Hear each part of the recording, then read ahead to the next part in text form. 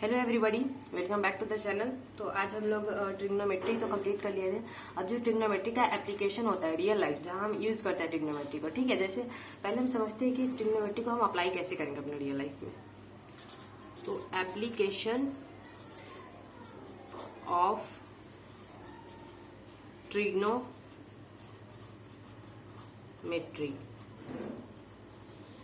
ठीक है। इसी को हम हाइट्स एंड डिस्टेंसेस भी नाम से जानते हैं। ये चैप्टर का नाम दिया हुआ है हमारे पास, हाइट्स एंड डिस्टेंसेस। इस चैप्टर को आज हम स्टार्ट करने वाले हैं। तो सबसे पहले समझते हैं कि ट्रिग्नोमेट्री को हम अप्लाई कैसे करेंगे। ट्रिग्नोमेट्री जो फंक्शंस होते हैं, ज्यादातर जो, जैसे अगर मान लीजिए हमारे पास कुतुब मीनार है दिल्ली में, ठीक है।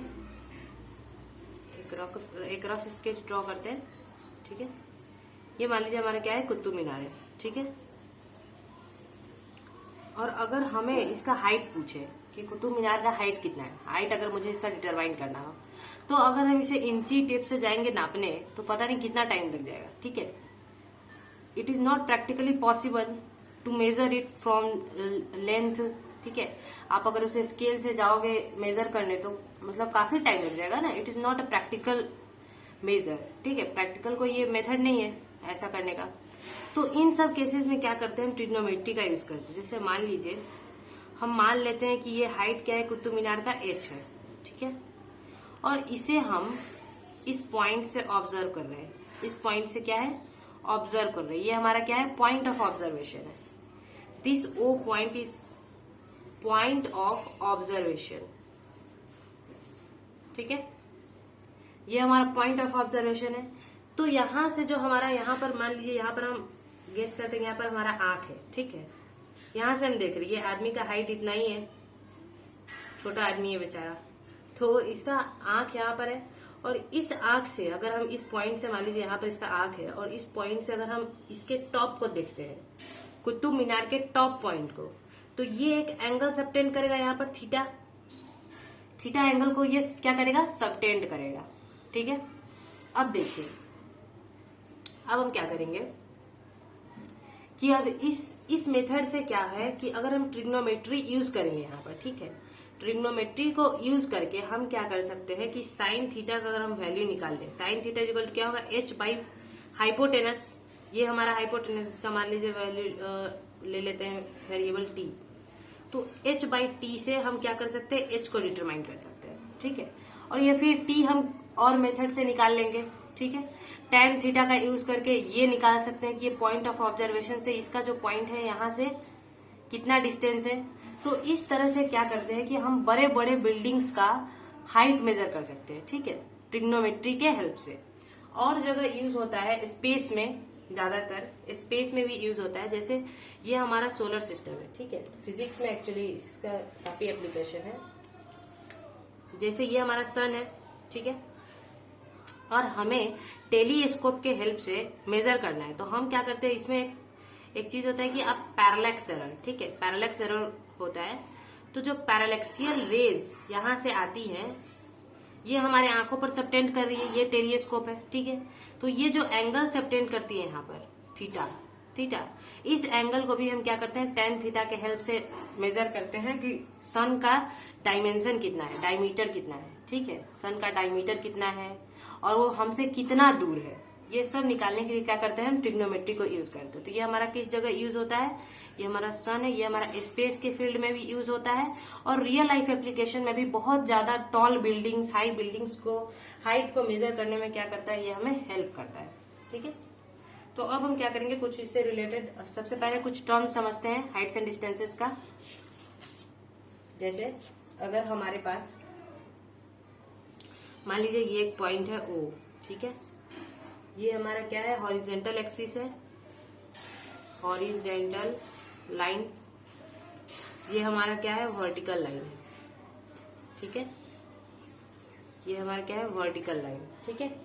अब देखिए, अब यहां से अगर हम, ये तो हमारा वर्टिकल हो गया, और ये हमारा क्या है, लाइन ऑफ साइट है। मान लीजिए यहाँ पर कोई एक बिल्डिंग है, उसे हम इस एंगल से देख रहे हैं, तो ये हमारा क्या है, क्योंकि हम देख रहे हैं तो इस एंगल को भी, इस लाइन को भी हम क्या कहते हैं, लाइन ऑफ साइट कहते हैं।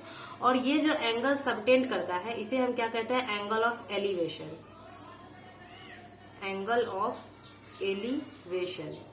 इसे समझने का, याद करने का बहुत अच्छा टेक्निक है कि एलिवेशन मतलब क्या होता है, कोई चीज ऊपर हो, ठीक है, कोई चीज ऊपर हो। एलिवेट मतलब बढ़ना, एलिवेट मतलब बढ़ना होता है। जो हमसे ऊपर है उसको अगर हम देख रहे हैं तो कौन सा एंगल होगा, एंगल ऑफ एलिवेशन होगा।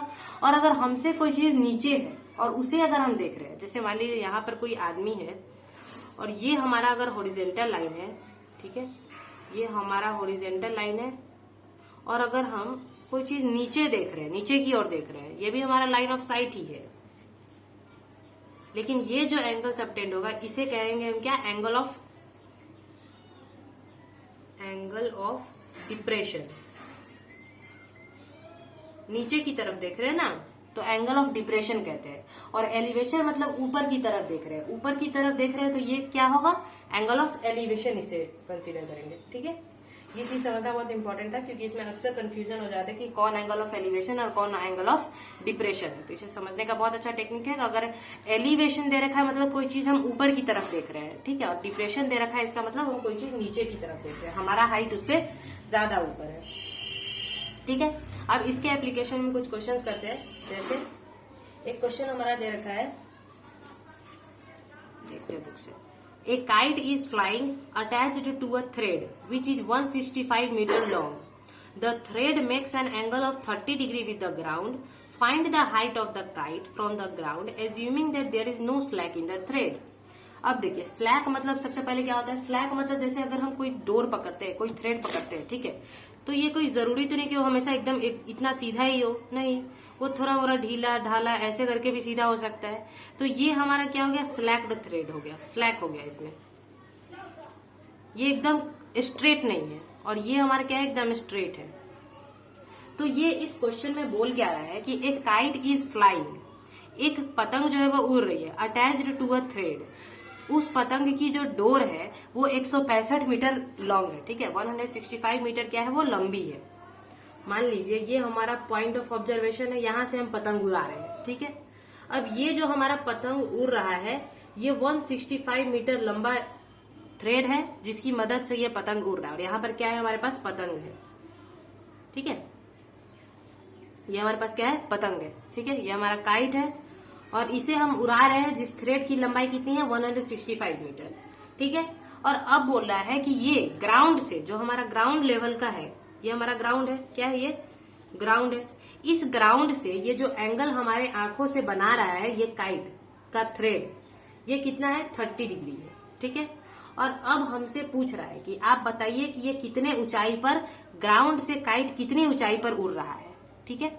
ये अगर हमें डिटरमाइन करना है तो हम क्या करेंगे, यहां से परपेंडिकुलर ड्रॉ करेंगे। इस परपेंडिकुलर को एज्यूम कर लेते हैं कितना, h है, ठीक है। और हमें पता क्या करना है कि इसी h का वैल्यू पता करना है कि ये कितनी ऊंचाई पर उड़ रहा है ये पतंग, ठीक है। तो इसे मेजर करने के लिए हम क्या करेंगे, अब आप देखिए इसमें एक चीज सोचने वाली बात है कि ऐसा कौन सा ट्रिग्नोमेट्रिक फंक्शन का हम यूज करें कि हमारे पास इस ग्राउंड का कोई मेजर ना आए, ठीक है। ग्राउंड के वैल्यू, ग्राउंड के लेंथ, ये जो इस पॉइंट से इस पॉइंट का जो लेंथ है OP, इसका मेजर हमें डिटरमाइन करने की जरूरत ना पड़े। अगर हम tan थीटा लगाएंगे, मान लीजिए tan थीटा अगर हम लगाते हैं तो h by p by H b आता है, p by b perpendicular upon base, जिसमें बेस की वैल्यू हमें जरूरत पड़ेगी, ठीक है। बेस तो हमारा गिवन नहीं है, इसका मतलब है बेसिकली बेस को छोड़ना है। अगर हम cos थीटा लगाते हैं फिर भी हमें क्या होगा, बेस बाई हाइपोटेनस यूज करना पड़ेगा। ये हमारा हाइपोटेनस है, ये हमारा क्या है, हाइपोटेनस, और ये एक हमारा क्या है, राइट एंगल ट्राइंगल बन रहा है। ये हो गया क्या, हमारा परपेंडिकुलर, और ये क्या है, हमारे पास बेस है, ठीक है। तो हमें एक ऐसा ट्रिग्नोमेट्रिक फंक्शन यूज करना है यहाँ पर इस थीटा के लिए जिसमें बेस ना आता हो, ठीक है। तो हम कौन सा ट्रिग्नोमेट्रिक फंक्शन यूज करें, अगर हम cos थीटा यूज करते तो उसमें तो बेस आता है, बेस अपॉन हाइपोटेनस होता है, ठीक है। तो यहाँ पर हम क्या करेंगे, साइन थीटा को यूज करेंगे, क्योंकि sine theta is equal to क्या होता है, perpendicular upon hypotenuse, perpendicular upon hypotenuse होता है sine theta is equal to. तो ये हम यहाँ पर यूज कर सकते हैं। अगर हम यहाँ पर यूज करते हैं तो परपेंडिकुलर का वैल्यू क्या दे रखा है हमारे पास, h, थीटा का वैल्यू क्या दे रखा है 30 डिग्री, साइन 30 डिग्री, और हाइपोटेनस का वैल्यू कितना दे रखा है 165 मीटर। तो हाइट इज इक्वल टू क्या हो जाएगा, क्रॉस मल्टीप्लाई कर देंगे तो 165 इंटू साइन 30 डिग्री।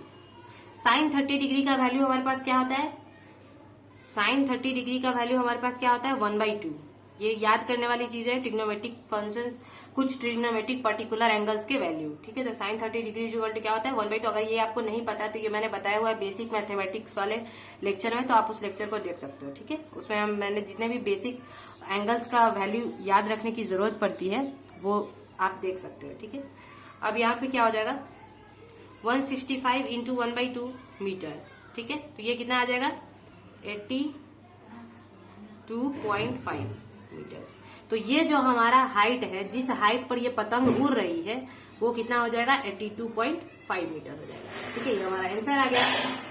इसी तरह से हम क्या करते हैं, ऐसे क्वेश्चंस को सॉल्व करते हैं। अब देखिए एक और क्वेश्चन करते हैं।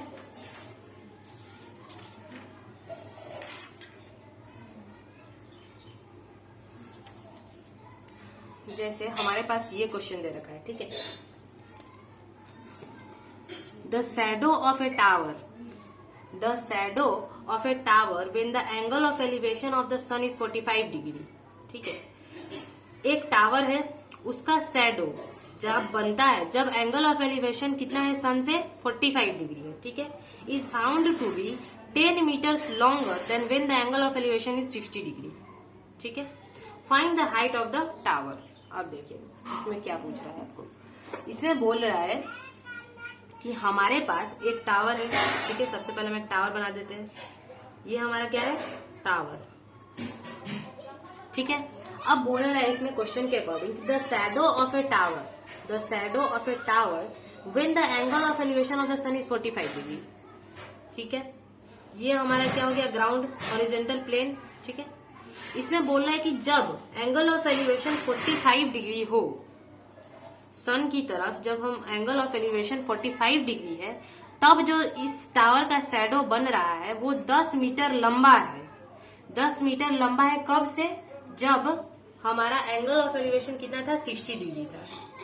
उससे अब जो शैडो बन रहा है, पहले शैडो इतना बन रहा था, ठीक है। अब जो शैडो बन रहा है वो कितना है 10 मीटर लंबा है पहले वाले शैडो से। तो मान लेते हैं कि ये जो पहले वाला शैडो बना वो कितना लेंथ का है x मीटर का। तो ये जो नया वाला शैडो बना है उसका लेंथ कितना हो जाएगा 10 + x मीटर, ठीक है। इसका मतलब ये डिस्टेंस कितना हो जाएगा 10 मीटर। ये हम सोच सकते हैं अपनी कॉमन सेंस से। और ये हमारा जो ट्रायंगल्स बना है वो कौन सा ट्रायंगल है, राइट ट्रायंगल। अब हम क्या करते हैं नेम दे देते हैं। तो ये हमारा मान लेते हैं O line of site, A, B और C, ठीक है। ये हमारे पॉइंट्स हो गए। अब हमें डिटरमाइन क्या करना है इसमें पूछ रहा है find the height of the tower.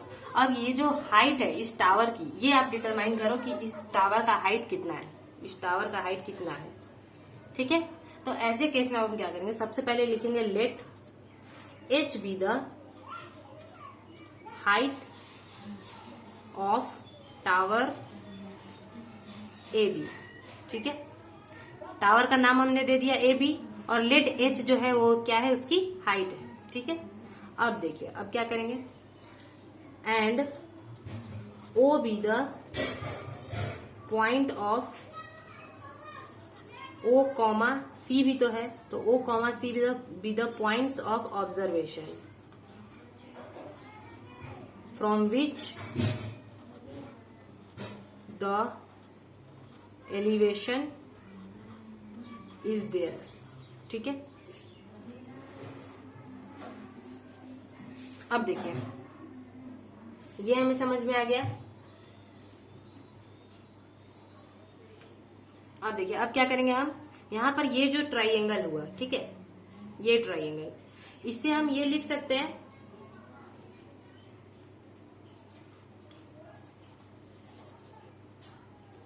In triangle CAB, ठीक है। हम क्या लिख सकते हैं यहाँ पर tan 60 degree is equal to height upon base. Base क्या है हमारा AC, AC का जगह मेजर हम कितना एज्यूम किए हैं x मीटर।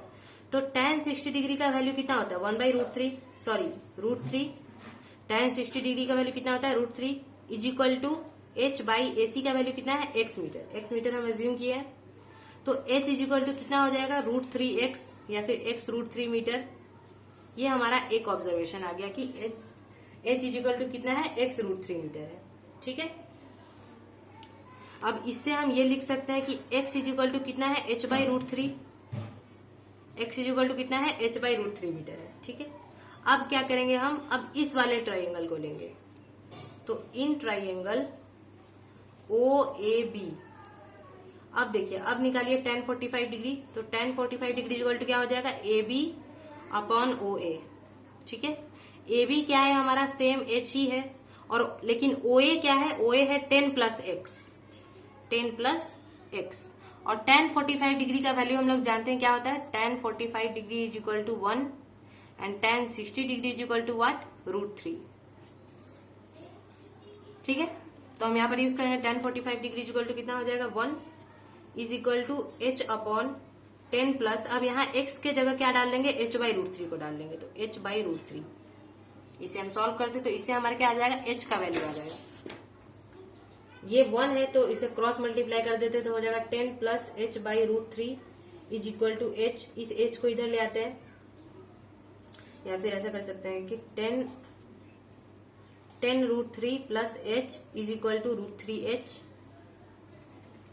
इस h को उधर ले जाते हैं तो क्या हो जाएगा, h into √3 minus 1 is equal to 10 √3, h is equal to 10 √3 divided by √3 minus 1।